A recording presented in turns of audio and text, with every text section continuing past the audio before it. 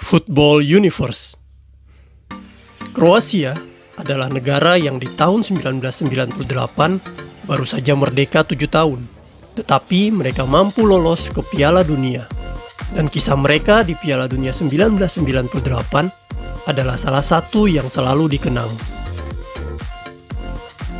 Please like, comment, share, dan subscribe channel ini jika cerita-cerita sepak bola kami bermanfaat. Pada tahun 1987, tim nasional Yugoslavia berhasil mengangkat trofi Piala Dunia U20 yang diselenggarakan di Chile. Tim ini berisikan pemain-pemain muda berbakat dari seluruh negara Yugoslavia, mulai dari Serbia, Montenegro, Slovenia, Kroasia, Bosnia-Herzegovina, Makedonia, Kosovo, dan Vojvodina. Gaya bermainnya atraktif dan koordinasi pertahanan yang kokoh mereka tunjukkan saat mengalahkan Jerman Barat di final.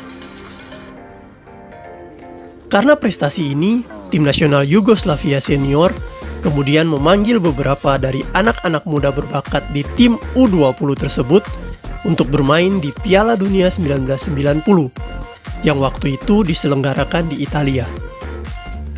Tim Yugoslavia pun tampil sangat menjanjikan dengan berhasil lolos babak grup D.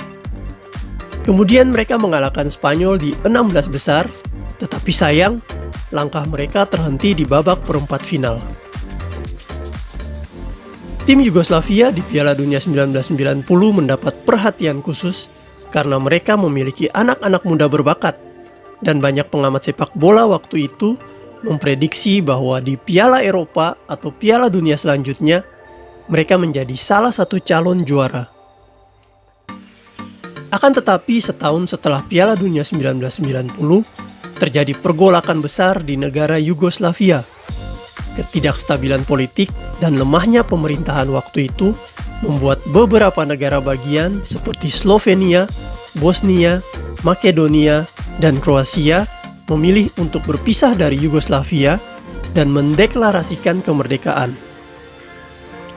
Hal ini mendorong terbentuknya Federasi Sepak Bola Kroasia yang dikenal dengan nama HNS. Pemain-pemain yang dahulu pernah membela Yugoslavia sekarang bermain untuk negara baru mereka. Nama-nama seperti Robert Jarni, Igor Stimac, Zvonimir Boban, Robert Prosinecki, dan Davor Šuker yang dahulu menggunakan jersey biru gelap berganti menggunakan jersey kotak-kotak putih merah. Pada tahun 1996, tim nasional Kroasia untuk pertama kalinya lolos ke putaran final Piala Eropa yang waktu itu diselenggarakan di Inggris. Bermaterikan pemain-pemain terbaik mereka, Kroasia mampu lolos babak grup D sebagai runner-up.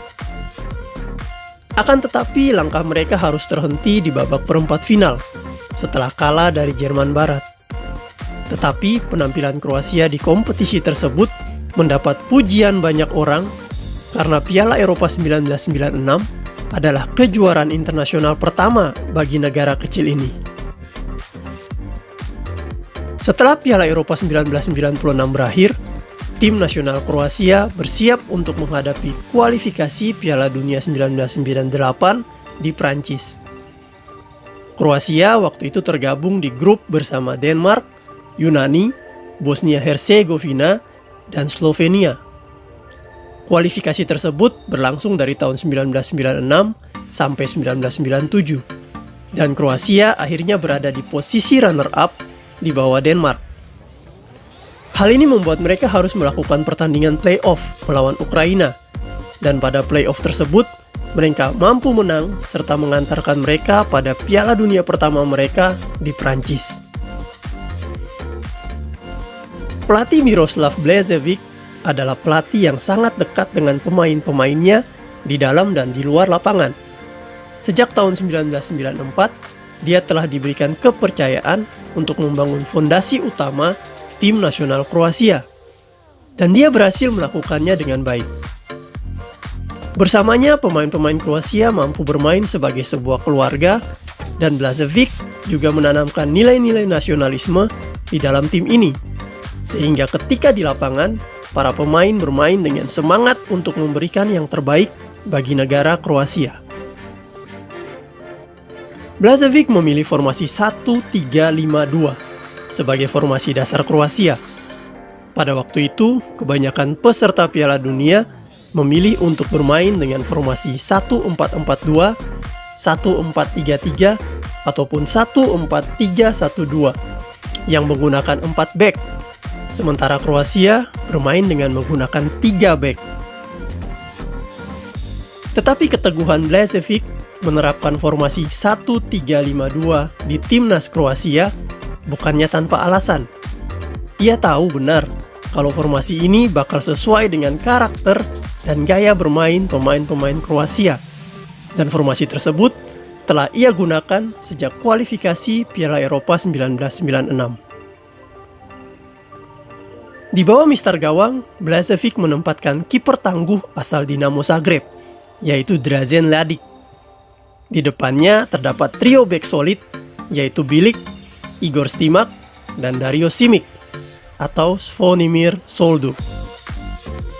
Mereka adalah tipikal back Eropa Timur yang bakal menerjang dan memutus serangan dengan tangguh. Mereka juga terkenal dengan umpan-umpan panjang dan kemampuan menyelesaikan umpan tendangan bebas. Di posisi sayap tengah, diisi oleh Robert Jarni di kiri dan Mario Stanic di kanan. Kedua pemain ini sama baiknya dalam bertahan maupun menyerang. Kecepatan, akurasi umpan, serta penetrasi ke area lawan menjadi kelebihan dua pemain ini. Lini tengah Kroasia diisi trio Boban, Robert Prosinecki, dan Alojza Asanovic. Ketiga gelandang ini adalah gelandang serang yang pada waktu itu banyak jurnalis meragukan kemampuan mereka karena Kroasia tampil tanpa gelandang bertahan.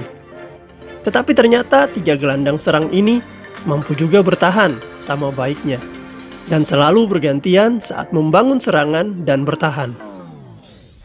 Sementara itu di lini depan, Blažević mempercayakan Davor Šuker, bintang Real Madrid yang penampilannya terus meroket, diduetkan dengan bintang Valencia, Goran Vlahovic. Kedua orang ini sangat berbahaya di depan gawang pada waktu itu. Di Piala Dunia 1998 ini, Kroasia tergabung di grup H bersama Argentina, Jepang, dan Jamaika. Sama seperti Kroasia, Jepang dan Jamaika juga baru pertama kali tampil di Piala Dunia, sehingga kekuatan mereka cukup seimbang. Di pertandingan pertama mereka, Kroasia tampil gemilang dengan mengalahkan Jamaika 3-1 lewat gol Stanic, Prosinecki, dan Šuker. Kroasia kemudian menghadapi Jepang di pertandingan kedua. Nakata dan kawan-kawan mampu mengimbangi kekuatan Kroasia, tetapi gol Davor Šuker di menit ke-77 memupuskan harapan Jepang untuk meraih poin pertama mereka di Piala Dunia. Kroasia kemudian menghadapi Argentina di pertandingan terakhir grup H. Kedua kesebelasan sebenarnya secara matematis sudah lolos ke babak berikutnya. Akan tetapi, kedua kesebelasan tetap berusaha menjadi juara grup agar langkah di 16 besar menjadi lebih mudah. Argentina akhirnya memenangkan pertandingan dengan skor 1-0 dan Kroasia menjadi runner-up grup H. Kroasia berhadapan dengan salah satu kekuatan Eropa yang lagi bersinar waktu itu, Rumania, dengan pemimpin legendaris mereka, George Hagi. Kroasia tampil semakin memukau dengan pertahanan solid yang sulit ditembus Rumania, yang pada waktu itu semua pemainnya memiliki warna rambut yang sama. Pada menit ke-45, Davor Šuker mencetak gol lewat titik penalti dan skor ini bertahan sampai peluit panjang dibunyikan. Kroasia menang 1-0 dan melaju ke babak perempat final. Di babak perempat final, Kroasia berhadapan dengan musuh bebuyutan mereka, Jerman Barat. Sebelum pertandingan, pelatih Blažević meyakinkan Boban dan kawan-kawan bahwa mereka pasti mampu mengatasi Jerman kali ini, dan pemain-pemain pun percaya. Nasib baik menghampiri Kroasia. Pada babak pertama, Jerman sudah harus bermain dengan 10 orang setelah kartu merah diberikan wasit. Hal ini membuat Kroasia tampil menggila dan membobol gawang Jerman 3 kali lewat Jarni, Vlahovic, dan tentu saja Davor Šuker. Jerman pun hancur seketika dan Kroasia melaju ke babak semifinal. Di babak semifinal, Kroasia berhadapan dengan Prancis, sang tuan rumah. Stadion Stade de France yang dipenuhi fans Prancis sejenak dibuat terdiam dan kebingungan dengan gol indah Davor Šuker di menit 46. Komentator televisi waktu itu sampai berteriak histeris dan fans Kroasia melompat kegirangan. Akan tetapi, kegirangan tersebut tidak berlangsung lama. 2 gol Lilian Thuram mengembalikan teriakan fans Prancis. Stade de France kembali bergemuruh dan Prancis berhasil kalahkan Kroasia 2-1 untuk lolos ke babak final dan menjadi juara dunia. Sebagai semifinalis, Kroasia berhak memperebutkan tempat ketiga melawan Belanda dan pertandingan penutup tersebut mereka menangkan dengan skor 1-2. Davor Šuker kemudian menjadi top skor dengan raihan 6 gol dan Kroasia berhasil mencetak sejarah dengan pertama kali tampil di Piala Dunia langsung menempati posisi ketiga.